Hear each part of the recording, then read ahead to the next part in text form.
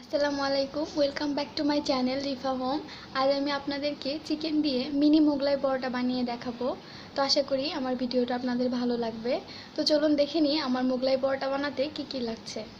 তো প্রথমেই লাগছে ময়দা। আমি এখানে 1.5 কাপ ময়দা নিয়েছি, আপনারা চাইলে আটা দিয়েও করতে পারেন। এখানে নিয়েছি রসুন বাটা, আদা বাটা, জিরা বাটা, তেজপাতা, এলাচ, হলুদ গুঁড়া, মরিচ গুঁড়া এবং লাগছে দারচিনি। আর নিয়েছি মুরগির মাংসের কিমা।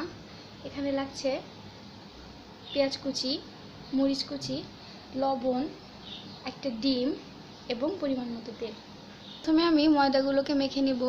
দিয়ে দিচ্ছি 3 টেবিল চামচ পরিমাণ তেল, দিয়ে দিচ্ছি পরিমাণ মতো লবণ। এবার আমি এই উপকরণগুলোকে ভালোভাবে ময়দার সাথে মিশিয়ে নেব। তো আমি তেল আর লবণটাকে ভালো করে ময়দার সাথে মিশিয়ে নিয়েছি। এবার আমি অল্প অল্প করে পানি দিয়ে একটি খামির তৈরি করে নেব।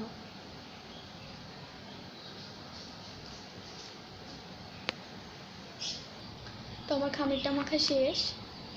আমি এখন হাতের সাথে একটু তেল নিয়ে এটাকে তেল দিয়ে এভাবে আর একটু মেখে নিব এবং এটাকে আধা ঘন্টার জন্য ঢেকে রাখবো। আর এই সুযোগে আমি পুরটা তৈরি করে নেব। তো আমি কড়াই তেল গরম করে নিয়েছি। এখন আমি দিয়ে দেব তেজপাতা, দারচিনি এবং এলাচ। এগুলো একটু হালকা ভেজে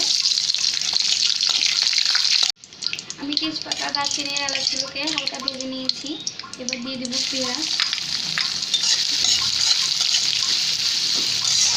পেঁয়াজটাকে আমি হালকা ভাজবো, বেশি ভাজবো না। তো দেখুন আমি পেঁয়াজগুলোকে কিন্তু বেশি ভাজিনি, একটু কালার চেঞ্জ হয়েছে। তো এই সময় আমি দিয়ে দেব রসুন বাটা, আদা বাটা, জিরা বাটা, মরিচ গুঁড়ো এবং হলুদ গুঁড়ো। এবার আমি মশলাগুলোকে দেবো পেঁয়াজের সাথে। আমি মশলাগুলোকে পেঁয়াজের সাথে একটু ভেজে নিয়েছি। এখন আমি মুরগির মাংসের কিমাটা দিয়ে দেবো।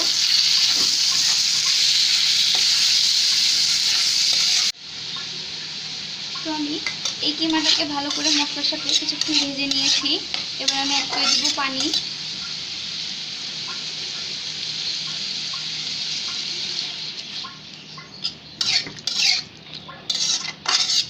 পানি দিয়ে এবার আমি এটাকে ঢেকে দেবো।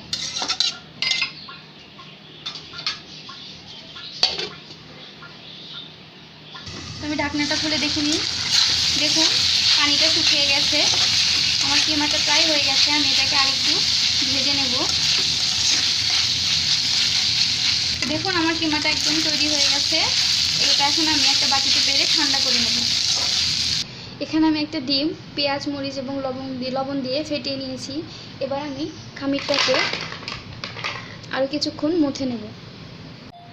এবার আমি খামিরটাকে পরিমাণ অনুযায়ী কেটে নেব। তো এখন আমি এখান থেকে এক টুকরো ময়দার খামির নিয়ে এটাকে পাতলা করে বেলে নেব এবং এর সাথে একটু তেল মেখে নেব। তো রুটিটা যত পাতলা করে বেলা যায় তত পাতলা করে বেলতে হবে, কারণ মোগলাই পরোটা রুটিটা সাধারণত পাতলাই হয়। তো রুটিটা বেলে নিয়েছি। এবার আমি প্রথমে দিয়ে দেব ডিম।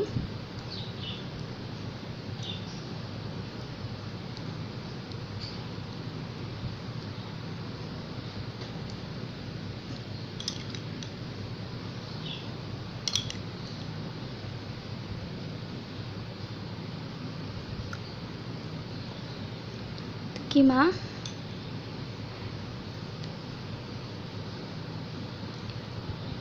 একটু কিমা দিয়ে আমি এখন এটাকে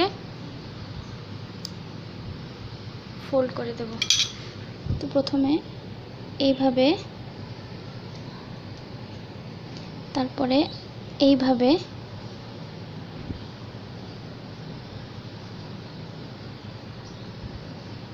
তো আপনারা যখন ভাজবেন তখন এই জোড়া লাগানো যে অংশটা আছে সেটা নিচের দিকে দিবেন, তা না হলে ডিমটা বের হয়ে যাবে। এবার আমি এটাকে এভাবে সবগুলো তৈরি করে নেব। এবার আমি মিডিয়াম আঁচে এই মোগলাইগুলোকে বাদামি কালার করে ভেজে নেব। এবং অবশ্যই এই মিডিয়াম আঁচে ভাজবেন, বেশি জোরে চুলার জাল দিবেন না, তাহলে কিন্তু ভিতরে কাঁচা থেকে যাবে এবং উপরে পুড়ে যাবে।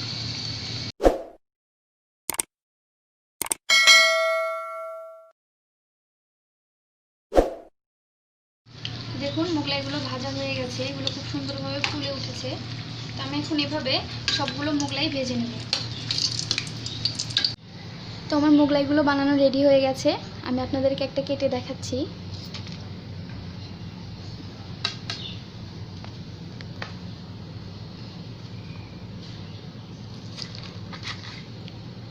দেখুন। তো আশা করি আপনাদের ভিডিওটা ভালো লাগবে। তো যদি ভিডিওটা ভালো লাগে অবশ্যই আমার চ্যানেলকে লাইক করবেন, কমেন্ট করবেন এবং সাবস্ক্রাইব করবেন। আর আমাদের জন্য বেশি বেশি দোয়া করবেন যাতে আমরা নতুন নতুন আরও রেসিপি নিয়ে আপনাদের সামনে আসতে পারি।